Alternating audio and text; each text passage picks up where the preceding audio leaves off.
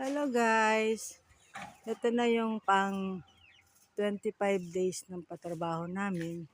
Nalagyan na siya ng bubong. Yan, tinatapos pa nilang lagyan ng mga simento yung poste para mas matibay. Lahat ng poste yan guys nilagyan nila ng mga mix ng simento saka buhangin. Para mas matibay ang poste niya na 4x4 na tubular. Ayan na siya. Pinupuno na niya. Last na yan. Yung ginagawa niya, last na yan. Para mamaya, matakpan na rin yung last na rin na yung bubong niya. May lagay na rin yung roofing. Then, nalagyan na rin siya ng mga insulator para pigil sa yung init na nanggagaling sa bubong papunta sa loob ng bahay. Ayan. Ayan na yan guys. Pang 25 days na yun.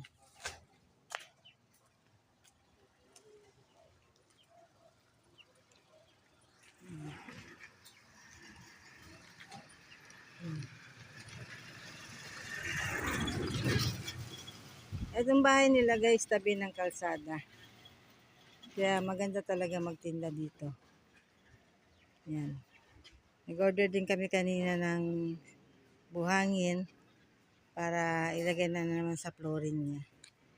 Pero yung graba niya, eksakto na siguro yan. Dito tayo sa loob. Ito na yung mga nag-file kami ng mga bato-bato. Tinambak sa loob.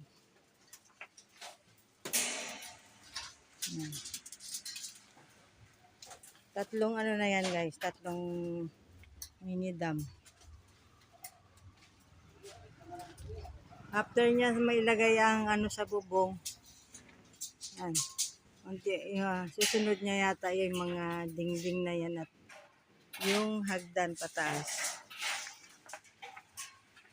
Pag nalagyan na yan ng dingding, itong parte dito na bahay, tatanggalin niya siya. Yan, siya ang aming manong. Manong pogi.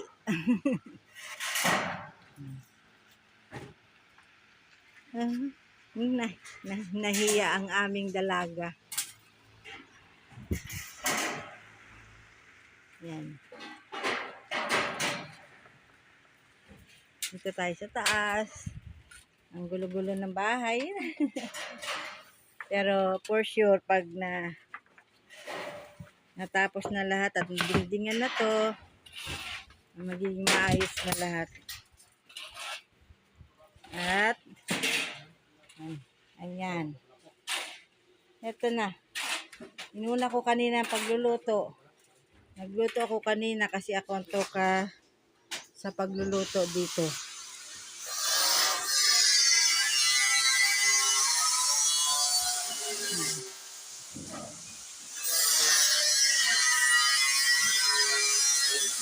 Ito ang niluto ko kanina.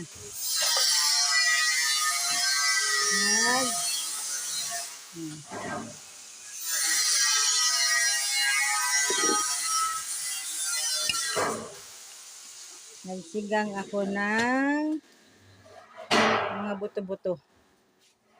Kasi kailangan talaga na yan pagdating sa tanghalian para sa mga nagtatrabaho. At itong akin sinunod, sabay ko na rin niluto itong sitaw. Adobong sitaw. Yan. Para mamayang gabi na yan. At ngayon, oras naman para sa merienda. Ang merienda dito is 10 o'clock at alas 3 sa hapon. Yan. Ang merienda nila, bumili ako kanina ng tik-tik. Ipares nila sa juice or sa kape. At mamayang hapon, ang suman naman. Bumibili na rin ako para ready na mamaya pag oras na ng kain nila. Ayan guys. Ito na yung pang may bubong na sa taas. Yan ang aming the best na nag-ayos ng bahay. Si Sir Ruel.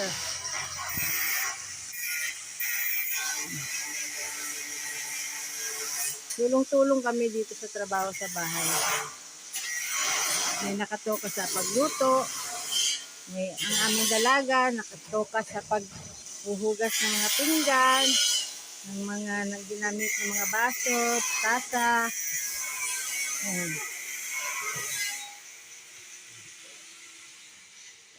Ayan si Father Dear nila, si Papa Bibi. At ito si Manong. Natulong-tulong kami dito guys. Ako naman sa nakatoka sa pagluluto. Kaya bago matapos itong bahay na to, ang tataba na nila. Yan sila sa akin luto eh. Oh, dadaan mo na. Yan, nag-aano sila sa taas, naglalagay ng mix na semento sa kabuhangin para sa poste.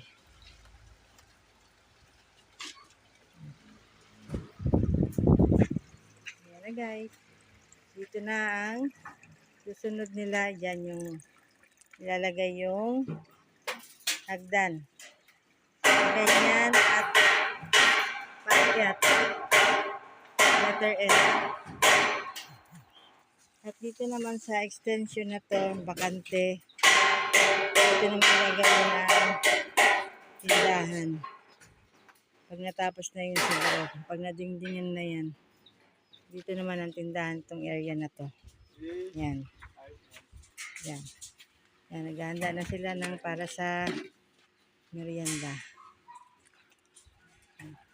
Ito na ang aming area. Yan pa. At ang aming binili na mga manok, malalaki na. Yan guys, oh. 1 month, yan ang itsura nila. Manok na sila tignan, dati sisiw pa. Ay, maganda rin kasi sa 10 binili namin na sisiw, wala talaga namatay. Buhay sila lahat. Alaga kasi sila sa tubig at pagkain. Pero meron kaming the best. Yan. Ayan. 3 years na yan guys. Yan. Maghihintay na lang siya ng babae na makabili kami para maupahan at dumami sila ang mga native. Yan. 3 years na yan.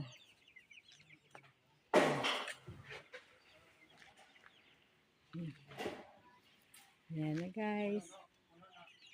Hanggang dito na lang muna. Hanggang sa susunod na naman na update sa construction sa bahay guys. Maraming salamat sa pag-follow always. Kung need ninyo ang trabahante na malapit lang kayo dito sa aming area, pwede nyo kami makontak kasi makakasiguro kayo sa trabahante na nakuha namin, talagang maka-assure ko na talagang magagaling sila. Hanggang dito muna guys. Thank you for always watching. Please do like, share, and subscribe. Thank you everyone.